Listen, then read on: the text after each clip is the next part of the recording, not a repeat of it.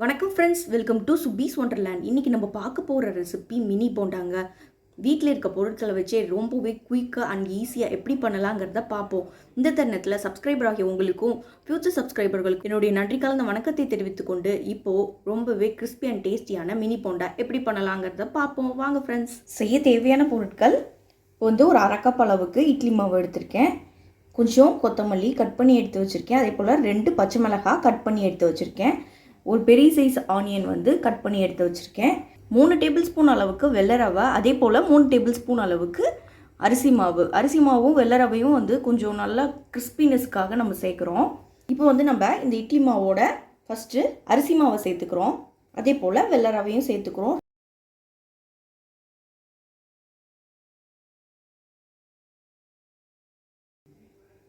இப்போ இது கூட 1 cup large size onion cut பண்ணி வச்சுருந்ததை ஆட் பண்ணிக்கிறேன். ரொம்ப சிம்பிளாக செய்யக்கூடிய போண்டாங்க. வீட்டில் இருக்க பொருளை வச்சே செஞ்சிடலாம். இதுக்குன்னு தனியாக நம்ம எதுவும் வாங்கணுங்கிற அவசியம் இல்லை. குயிக்காக நம்ம ஈவினிங் ஸ்நாக்ஸுக்கு ஏதாவது சாப்பிடணும்னு விருப்பப்பட்டோன்னா டக்குன்னு செய்யக்கூடிய போண்டா. இப்போ இது கூட கட் பண்ணி வச்சுருந்தா பச்சை மிளகாவையும் கொத்தமல்லியும் ஆட் பண்ணிக்கிறேன். உப்பு ஆல்ரெடி நம்ம இட்லி மாவில் கலந்துருப்போம். அதனால உப்பு தேவைப்பட்டுச்சுன்னா நீங்கள் கொஞ்சம் எக்ஸ்ட்ரா ஆட் பண்ணிக்கலாம். இன்றைக்கி நான் உப்பு எதுவும் ஆட் பண்ணல. அதே போல் கொஞ்சம் உப்பி வரணும்னு விருப்பப்பட்டிங்கன்னா ஒரு பிஞ்ச் சோடா உப்பும் இது கூட நீங்கள் ஆட் பண்ணிக்கலாம். ஆனால் நான் இன்றைக்கி உப்பும் ஆட் பண்ணல, சோடா உப்பும் ஆட் பண்ணல. இப்போ இதை நல்லா மிக்ஸ் பண்ணி விட்டுக்கிறேன்.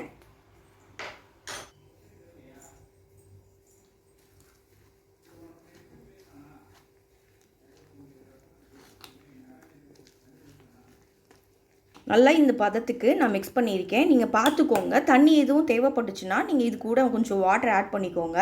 நல்லா இந்த கன்சிஸ்டன்சியில் இருக்கிற மாதிரி பார்த்துக்கோங்க. இப்போ தனியாக எடுத்து வச்சுக்கிறேன். இப்போ ஒரு கடாயை ஹீட் பண்ணி எண்ணெயை நல்லா சூடு பண்ணியிருக்கேன். இப்போ எண்ணெய் நல்லா சூடாக இருக்குது. இப்போ சின்ன சின்ன உருண்டைகளாக நம்ம போட்டு ஃப்ரை பண்ணிக்குவோம்.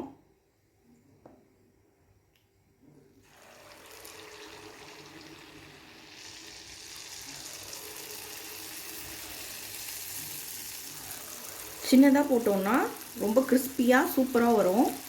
அதனால் நான் குட்டி குட்டியாக இன்றைக்கி போட்டுக்கிறேன்.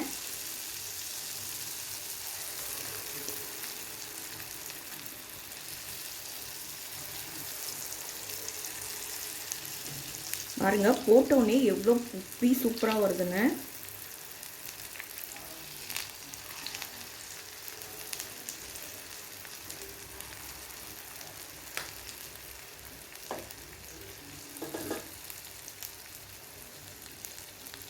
லைட்டாக அப்படியே திருப்பி விட்டுக்குவோம்.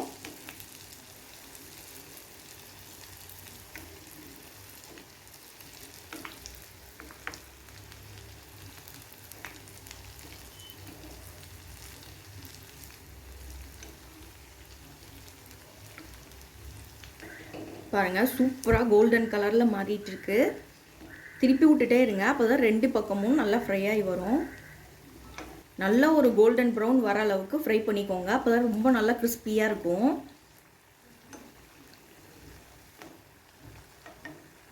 அவ்வளோதான், இங்கே பாருங்கள், சூப்பராக ஃப்ரை ஆயிடுச்சு. இதை எடுத்துக்கிறேன்.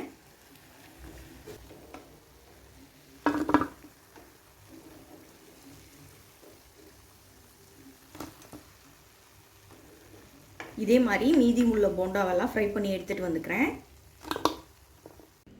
இப்போ நமக்கு ரொம்பவே டேஸ்டியான மினி போண்டா ரெடி ஆயிடுச்சு ஃப்ரெண்ட்ஸ். இந்த ரெசிபி உங்களுக்கு பிடிச்சிச்சுன்னா எங்கள் சேனல் லைக் பண்ணுங்கள், ஷேர் பண்ணுங்கள், சப்ஸ்கிரைப் பண்ணுங்கள். உங்கள் கருத்துக்களை கமெண்ட் பண்ணுங்கள்.